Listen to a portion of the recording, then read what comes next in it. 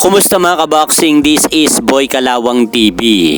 So kagabi nga po mga idol, sumabog ang balitang inactivate na ni former undisputed world super middleweight champion Saul Canelo Alvarez ang kanilang rematch clause ni current undisputed world super middleweight champion Terence Bud Crawford na nakasaad sa kanilang pinirmahan na kontrata bago pa matuloy ang kanilang laban noong September 13.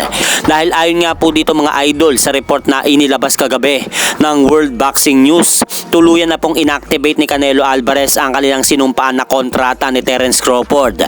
At ayon pa sa inilabas na report na ito ng WBN mga idol, gaganapin ang pangalawang pagtutuos ni Canelo Alvarez sa Terence Crawford sa susunod na taon sa 2026 na gaganapin sa 5 de Mayo. Dahil kung matatandaan po natin, matapos nga pong magpa-opera ng injury sa braso itong si Canelo Alvarez kamakailan lang, sinabi rin po nito na pagkatapos niyang magpagaling sa kanyang natamong injury sa kanyang braso ay muling magbabalik siya sa susunod na taon.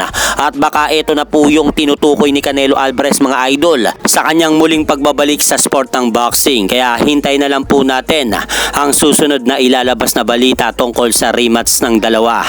At sa kabilang balita naman mga idol, ayon po dito sa inilabas na report ni ESPN writer Salvador Rodriguez, ipinag-uutos na daw ng presidente ng World Boxing Association kay Rolando Rolly Romero na depensa nito sa kanyang number 1 mandatory challenger na si Shakram Giyasov ang kanyang hawak na titulong WBA World Welterweight Championship belt.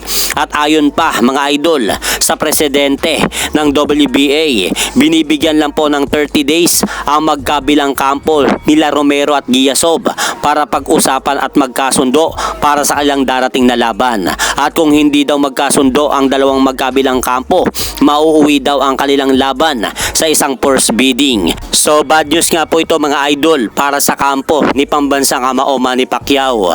Dahil kung matatandaan po natin mga idol, sinabi nga po ni Manny Pacquiao na muling lalaban siya ulit sa sport ng boxing sa darating na sunod na taon sa buwan ng January 25. At ang unang binanggit nga po mga idol ni Manny Pacquiao na target niyang labanan ay itong si Rolly Romero na may hawak ngayon ng WBA belt. So mukhang hinaharangan nga po mga idol ng presidente ng World Boxing Association ang laban ng Pacquiao versus Romero sa darating na January. At hanggang dito na lang po muna ang aking update sa mga ganapan sa mundo ng boxing. At syempre mga idol, huwag nyo rin pong kalimutan, pakisuportahan nyo naman po muna ng ating munting channel. Maraming salamat po.